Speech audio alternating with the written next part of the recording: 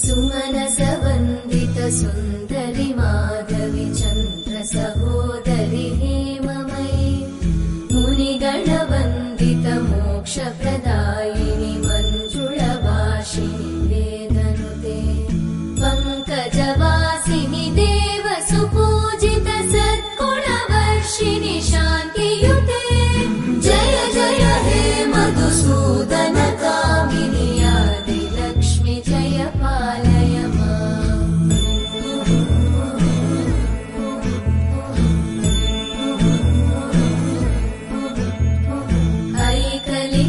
ऐकलिकल्मषनाशिनि कामिनि वैदिकरूपिणि वेदमये क्षीरसमुद्भव